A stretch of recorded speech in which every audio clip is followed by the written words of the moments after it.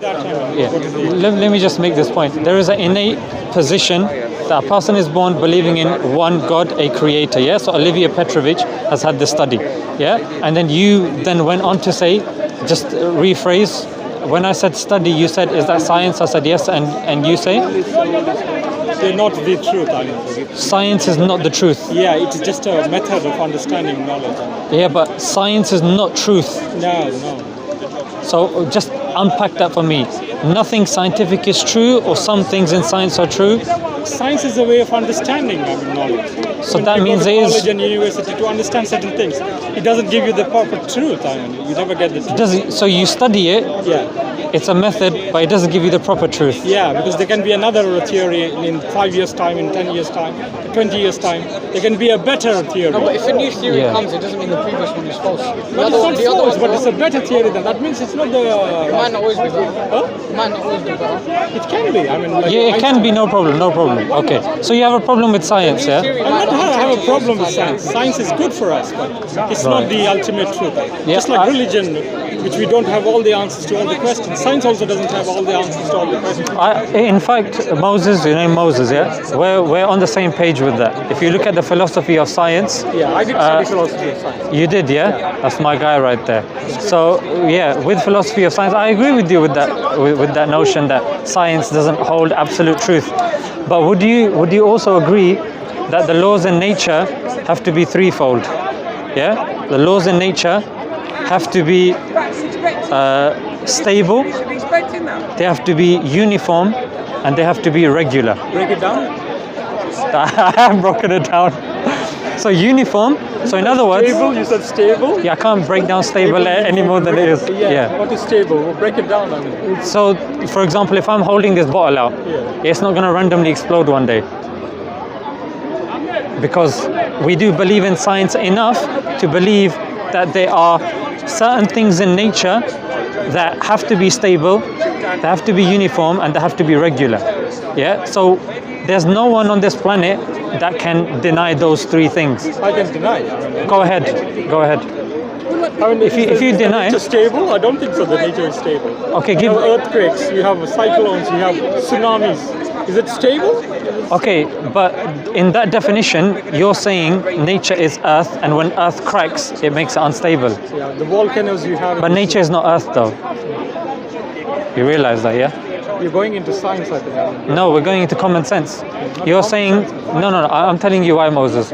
When you say the earth cracking is instability, but if you have basic understanding of tectonic plates, you will know tectonic plates are a default on our planet, and we are living on, in fact, we're on a tectonic plate, and when a tectonic plate is shifting, yeah, if it goes apart, you get volcanoes. Yeah, if it goes, if the two plates go. I think we are digressing. I think we started with religion. I asked you, are we born with a religion? I answered that. Into science and he's talking about so many other things. I mean, we're always going into other fields. Yeah. Okay. Philosophy. Okay. So it seems like there's a certain evidence that you're looking for, and because I'm not fulfilling your criteria, you're discarding those. So I gave science, you're discarding science. Then you make a claim that nature is unstable, and then you give the example of an earthquake.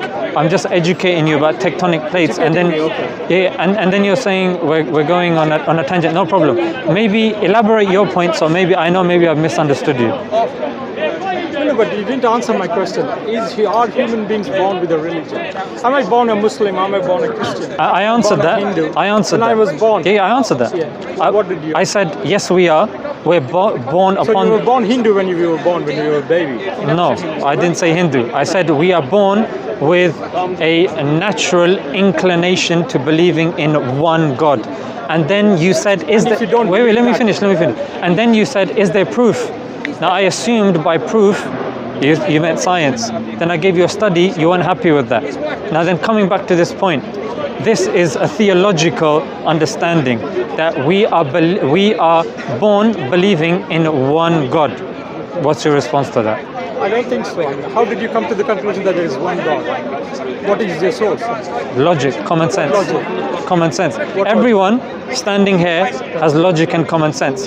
They may disagree with science, they may disagree with religion or whatnot, but everybody has a certain level, I would say, of common sense. The mere fact that everybody's made it here today without getting How come that doesn't make sense to me that there is one God? Maybe common sense is lacking, no problem. Yeah. So when we so when we came, no one got run over. School and college and university again, maybe. Well, it's up to you. Up to me, okay. Well, I'm not going to tell you to go back to school again. That would be College disrespectful and to you. university again. Well, tectonic plates is fairly straightforward, but okay. He's So not answering the question. That's the problem. no, I'm not answering the questions the way you want. I'm not giving the answer the one that you Answer want. the question the way you want it. I did. I said we're I born, don't agree with that. I said. and I'm saying why. I gave you the reason. Just repeat it. Nobody is born with the fitra. Why don't I have the fitra, the natural thing that is one God? Okay, okay, very good. Common sense. That's Moses. That's a very good question you've actually come up with. Why don't I believe in one God? Maybe it's your. I can give you so many options, so many reasons. Okay, no problem. That's actually a good question. Like Dr. Zakir Naik said, brother asked a good question. Yeah, I would use his words in the situation. Forget Zakir Hussain. Brother Zakir Naik, you don't know him. Come on, let's forget him. Okay, no, okay. That's a tangent.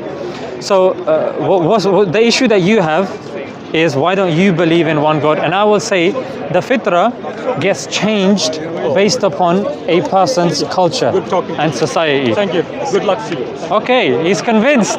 I'm not convinced. Takbir, Allahu Akbar. Takbir, Allahu Akbar. Cock and bull MashaAllah. Cock. There's some kids here. Just don't say cock. Cock and bull is an English word. I know, I'm joking. That's It's a cock and bull story, I think. No, but then tell me why. Otherwise, you're running away then. I'm not running away. It's useless. Brother, don't run away. You've done philosophy. Tell me why. Tell me why it's a bull and cock story. Yeah, because you don't have any sense. I don't have sense. Then educate me, help me. Yeah, cock and bull story.